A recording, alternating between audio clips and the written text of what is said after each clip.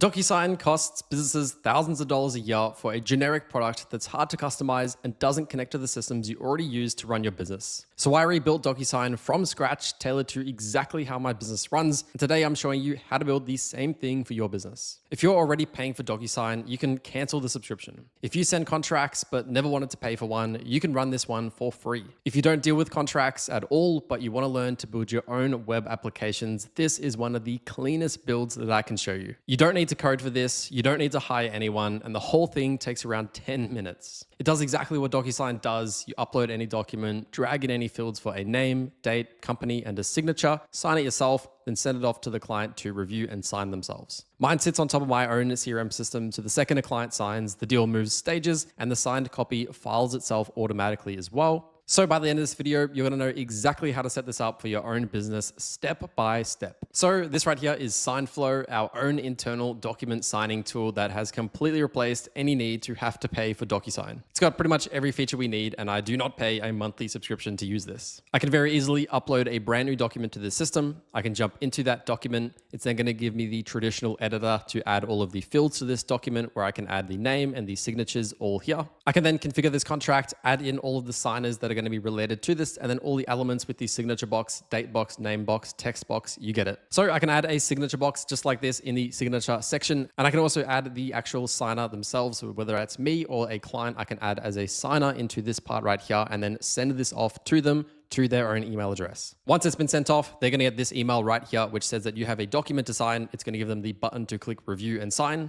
This will redirect them to their own portal where they can then review the contract and then also do the signing. They can view the signature box at the bottom here. And then as you would on any document, you can go ahead and just sign the contract as you would, put your name right there, and then click the apply button and you're good to go. Once completed, this document is going to be stored and recorded in the actual tool itself, so you can always retrieve it. Now, if you wanted to do that exact same very simple workflow over on DocuSign, that is at least at a minimum going to cost you 22 Australian dollars, so about 15 US dollars every single month to be able to do that. And if you wanted to use your own branding, that's going to be in their standard tier right here where you can see use your own branding. That's going to be $63 a month. But obviously with our system, we can build the branding in however we like for completely free. In my case, it obviously says SignFlow, but that's just a randomly created name that we had. If I wanted this to just be my agency name, I could obviously do that as well. So the tool that I use to build this is a tool called Replit, and I would say this is one of the best tools when it comes to vibe building or vibe coding these kinds of applications. I do really like Replit because it's all contained in one. When it comes to the security, the authentication, the database, and especially the hosting of the app as well, so it makes it incredibly easy to get it live and running for me to use without having to deal with any sort of setups on the hosting side or having to pay any other providers outside of Replit. Anyways, to build it out, I just headed to the main Replit landing page where you're going to see the main prompt box in the middle of the screen here. And as simple as it sounds, I pretty much just told it to literally create a DocuSign alternative for me. I listed some of the core features that I was looking for, and it was able to get started on that. So I think it'll be most helpful for me to just scroll through the conversation that I had with Replit here in order to get this system built out, so you can see the types of conversations and the way that I'm speaking to this agent to get an application like this built, and to understand a little bit more behind the architecture that's powering this system. But ultimately, my first message that I sent off here said, hey, can you build a DocuSign alternative tool? I want to be able to upload a document in which I'm able to add all of the signing fields, date fields, and name fields. I could then send this off to an individual or client who is going to get their own version to be able to sign the document on their end. Obviously, I want to be able to sign the document on my end as well. We need to have this application be able to store these documents and a certificate of signing alongside that.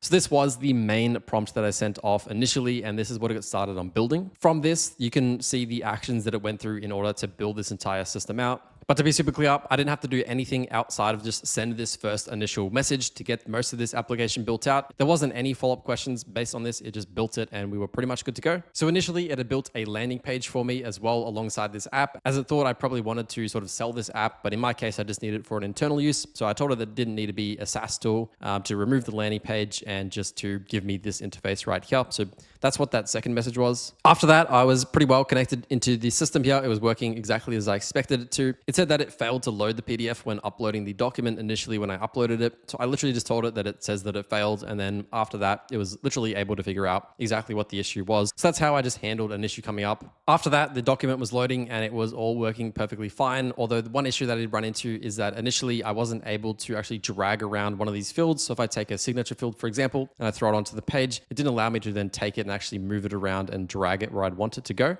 So that was just one of the issues that I was running into. I told it to literally add that that feature, and then it pretty much just added it right away. So there really is no limitation as to the features that you want to add to an application like this. Just tell it to build it for you. It's going to be able to figure it out and build it for you. And then there was a slight issue where the text on the document as well didn't really look as high quality as I expected it to. And I just told it that the text looked a little bit off or a little bit weird. And then pretty much based on that, it was able to recognize that the document upload was only happening in like a very low resolution or something. And then just fixed that issue right away. And then it was looking much better. And pretty much at this point, we're good to go. I've got a fully loaded document in here. I've got all of the fields that I can now drag and drop onto here. And then pretty much I just need to send this off to somebody in an email, make sure that they properly get this document and that they're able to then sign it, add their name, add the date, and then just get that document signed and stored. And then we're pretty much good to go. As for the email system, right away, it didn't actually integrate any sort of connected email system. And so I just asked it which email system it was using and then make sure that it actually worked. Obviously, nothing was connected at that point. And so it pretty much recommended me to then use a platform called Resend. We're going to have a look at some of the thought process behind what it was looking at on the left-hand side. You can see that it saw that I had Gmail and Resend connected into my Replit account already. If you're not familiar, Resend is just like an email tool more tailored towards developers. So it's got very good APIs for us to be able to send emails and send sort of mass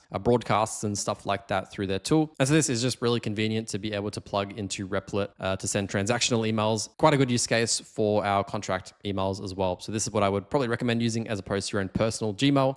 You don't want to get any deliverability issues by using your own personal Gmail account. So you just need to go ahead and just sign up for a Resend account. And then all you need to do is just plug in maybe one of your own custom domains into Resend. You can see here I've got a couple of domains that I've connected into. And this is what it used to send this email right here. It's just using my updates.inflate.agency domain name in order to send this. And once again, Resend has a native integration with Replit. So if you just ask it to use Resend or it recommends to use Resend, it will come up with a pop-up essentially in this chat on the left-hand side asking you to sign into Resend. And then you literally just sign into your account. Once that's done and you have connected the domain to Resend as well, it'll pretty much just automatically detect that. You really don't have to do anything too technical other than just adding that domain in. That'll probably be the most technical part of it. Once that was done, it was perfectly able to send an email off just like this. And this is how it structured it, just natively. We could obviously come back if we wanted to update this and design it or change it and make it look a little bit different, but this is just what it created, which was perfectly fine. So initially this worked fine and we were able to get the email, although when I hit the review and sign button and landed on the actual signing page, I believe this contract might already be signed, so it doesn't have anything here. It just said that there were no boxes to sign, although there should have been some boxes. So once again, I just came to it and said that there's this particular issue, not sure why that's happening. And then it went ahead and fixed that issue. So once again, my process is incredibly simple. If something's not working, just tell it that it's not working. There's nothing technical that you have to do here in order to get these changes made. Just to preview this, once again, I can move the signature box down to the bottom here. Obviously, we can make a couple more changes to update this document to actually fit the size of the signature, or we would change the size of the signature or whatever, but you get the point. I can then come to the signers tab right here and just type my own name. Once I've added myself in and I've assigned that particular field here to me, then essentially when I click the send for signing button, it's going to go through Resend. It's going to send it off to this email of the signer. They're going to get this email and it's going to prompt them to sign this signature box. So I'll just hit the send for signing button. You'll see now it's pending signatures. It says that it should be now sent off. I've now got this contract, which has arrived in my inbox. I can hit review and sign, and then we should get the signature box popping up in just a second. Here we go, signature, click on this. We can then just type whatever we want to in here, and we can see this get reflected at the bottom. If I click the apply button, you can see now it's reflected as a tick, and then we can click complete signing at the bottom here, signing complete, and then just back on our main dashboard, all the way at the bottom here, we can click on the contract that was just signed. And if we scroll to the bottom, we can now see that signature has been reflected in the actual contract, and this is properly signed.